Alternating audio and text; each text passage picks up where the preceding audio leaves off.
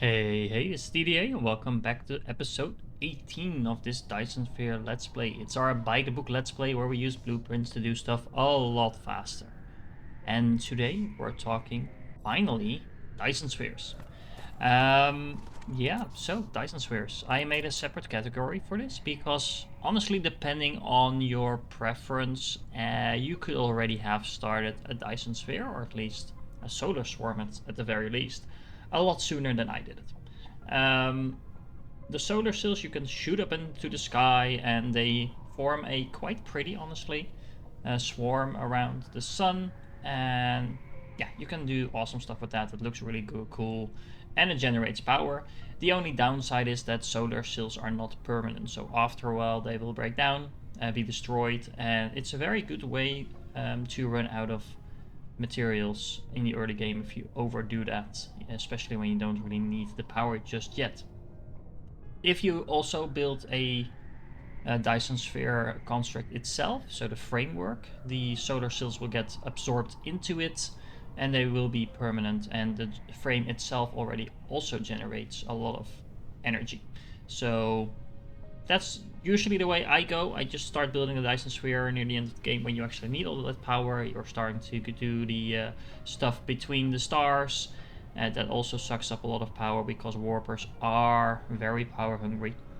But again, it is up to your personal preference. You don't really need that many different builds by themselves for the Dyson Sphere, but you do need a lot of different components. To be specific, in order to build the frame, you need these rockets, which need the processors that we also built in the last episode, and you will also need the rocket silos, which are over here, which basically needs every end game material that we've been putting up in the last few episodes. So the way I do it, I usually just go for the green science, and once you do that, you kind of have all the base materials that you also need for the other items that I am now talking about. Well, then once again, it is really up to you. I am going to start building the buildings in the reverse order, and that has a very specific reason. The launching silos, as you can see, they need quite a lot of materials, but they also need 30 seconds to build. So if you want to put down a few, it will take just a few minutes just to build them, let alone to gather the materials. So yeah, having that started while we're waiting for it is very useful. Although, to be honest, we don't need a lot of silos to do that, but yeah, having to wait for your silos to be created when you've already done everything else is, in my opinion, not the most fun part. All the other things are quite straightforward, so we will need the real ejectors to actually put our sails into orbit. These don't really require anything special. We will also need the ray receivers, because this is the only way you can actually get the energy from your Dyson Sphere onto your planet. They are actually quite pretty, if you ask me, so it's fun to build those. But in order to build those, we will need the photon combiners, which are these. They are very easy to make. We've been able to make them for quite a long time, but they are not really used for anything except for this specific purpose. So hence we haven't really built it yet, but this will be very straightforward. Then of course, in order to actually shoot anything up in the air, we will need the solar cells themselves. And again, you need the photon combiners for that. Shouldn't be too big of a problem. And we will need frame materials because the frame materials are needed for the Dyson Sphere components. And those components are what you shoot up in the air with the rockets. And that is about it, so quite straightforward. I'm gonna pick a nice location on this planet to build that stuff. And of course, I have all the blueprints here, so as you can see, silos, railguns, ray receivers, photon combiners, solar cells, components, and rockets.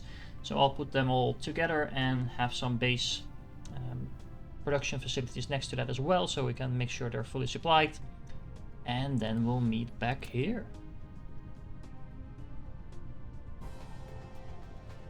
And welcome back, and we did it. We expanded our mushroom farm over here by quite a bit. So I actually did quite a few things. So I expanded the deuterium rod generation a little bit because we need them for a few of our builds. Or at least just one, but still. it wasn't really producing fast with only 2 of the assemblers working. We are producing some missile silos, or rocket silos I should say. We are producing ray receivers. We are producing rail guns. We are also producing, and that is all the way over here, a few new things. So I set up some plastics production, some organic crystal production. As you can see, it's not all working yet because it's not being properly supplied yet, but we'll fix that in a moment. So this is all going a little bit quicker.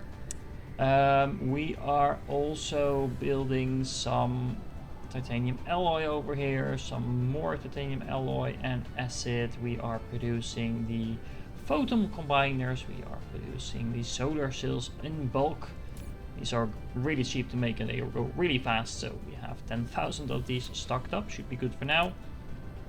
We are producing the rockets. These are not going fast because we're kind of empty on frames and components because we're lacking that titanium alloy that I mentioned before and a few other items, but we've actually been able to create quite a few of these. So we have, as you can see, several rockets on us. I have more in stock, so should be fine for now. And as you can see, this is still producing a little bit. But we're getting to the point of the game where we're using the endgame materials in so many places. It's hard to spread them around because we're kind of bottlenecked on pretty much everything. Specifically some of the more complicated things, so like for example the organic crystals. We are now bottlenecked on those, even though we still have oil incoming and plastic incoming. It's not really going that fast, so we really need to up our plastic production, but we're actually low on oil production and so on. So there's plenty of stuff we need to upgrade, but that was not the point of this episode. The point of this episode is our Dyson Sphere. And of course, we need to build a few things, and look at this. I am the Dutch actuary after all, so I mentioned that if Captain America was Dutch, this is what his shield would look like, which is actually not that much unlike his shield actually looks, so I feel a little bit validated in my Dutchness there. Yeah, I like building everything related to Dyson Spheres on a pole. We're using the other one for our science build, so let's build our Dyson version over here. And I call this the Battle Star. As you can tell, it might take some fiddling around with how you place it. You actually have some options. It doesn't really matter how you place it, to be honest, but I like it to be a bit symmetric, so this is the direction I'm going in. And we should be able to build this just fine. As you can see, I have a little row of silos here so that those can launch the rockets that we need. We also have a full row of railguns, so we're always shooting something to our Dyson Swarm in order to fill up our Dyson Sphere. And while we're doing this, remember you also need to set your Dyson Sphere build. Now, I've done it like this. Actually, I haven't done it yet, so I'll be right back and let me show you.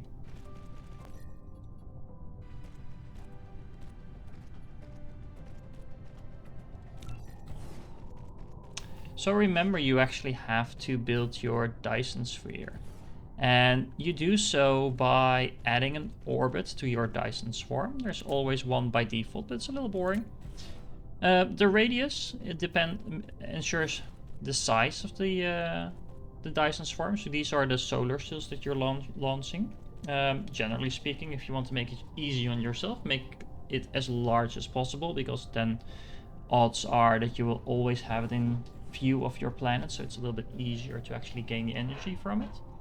But making a huge one does spread them out quite a bit, so if you want to make some nice patterns, make it smaller and play around with that. The inclination is basically turning it upside down, twisting it around, and then the longitude is basically its starting point. This doesn't really do much, but if, for example, like me, you have a planet facing in a certain direction, you can set its starting point. This will be the point where your railguns are aiming, so not sure if it makes a lot of sense to put it in a specific place, but this is how you alter that.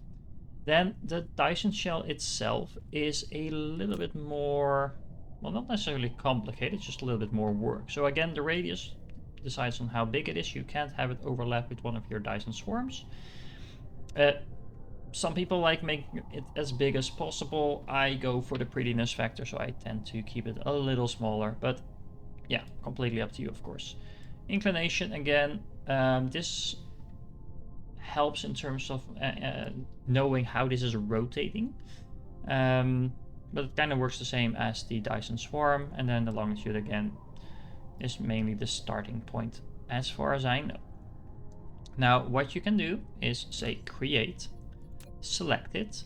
We haven't actually researched all our Dyson Sphere stress testing yet, so we are only able to build on the green area right now. And initially it's only a ring, but as soon as you have a few resources done, it becomes a little bit bigger, the area where you can actually build on.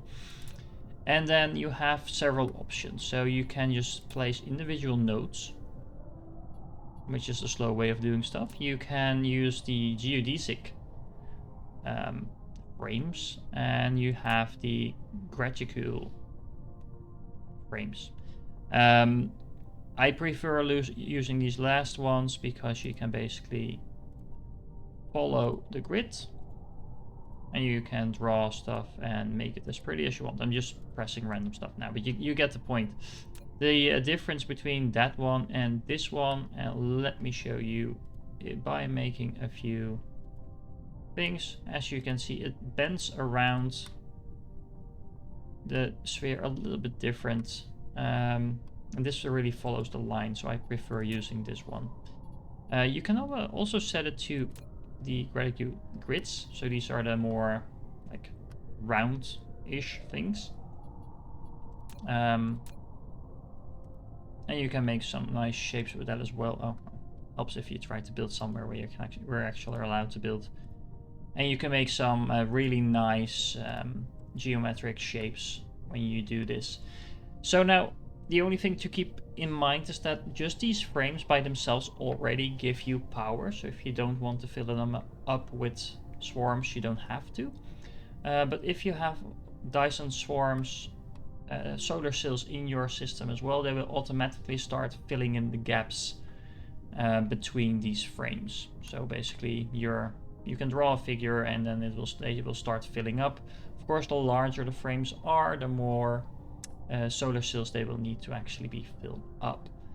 I am going to make a little nice figure. We are going to finish building our little base and then we're going to launch some rockets. So be right back.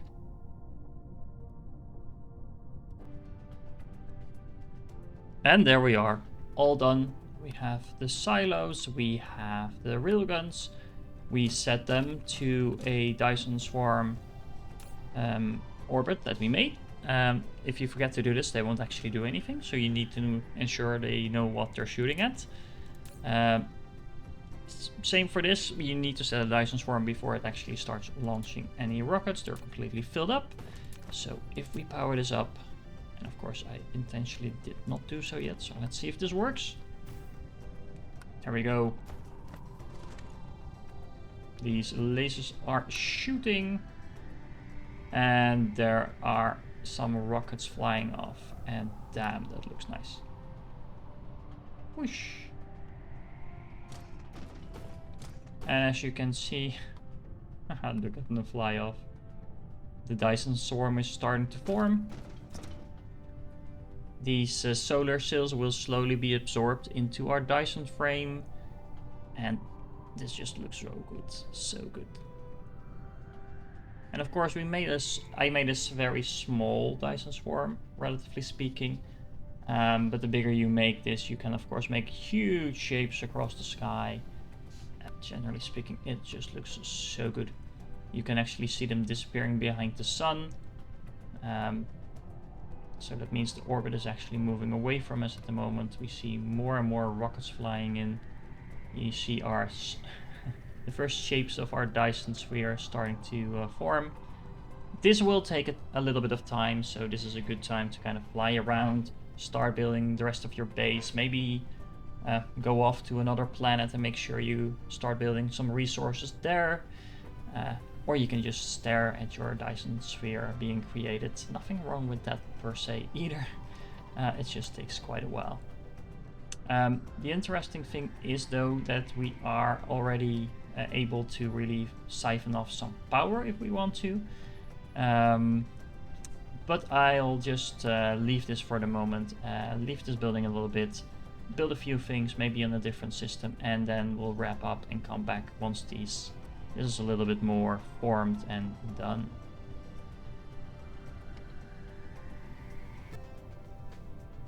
And there we are. Look at that Dyson Sphere slowly starting to form. I actually forgot to set the frameworks to be marked so that the cells know where to go. So that's why after all this time they are still in the process of forming. But all in all, we have some pretty nice power going on. We have a nice swarm up and running. A few thousand cells have already been absorbed. We are getting up to around 800 megawatts of energy. So yeah, this is really nice. And of course this is free power. So this is permanent power that will always be up here on every planet in this system where we need it. And that's pretty much why we're doing this. So next time we will start putting some of that energy to use, and we will also be expanding to other systems and things like that. It's kind of a buildy part of the game, so I'll probably do a lot of the building and then just show you what I did. But we also want to start focusing on the next few pieces of research. As you can see, I'm kind of exploring upgrades right now, but after that there's a few more buildings that we can do. We can start building artificial stars, things like that, and that's all coming up in the next 1 or 2 episodes, I think. Alright, catch you later in the next one.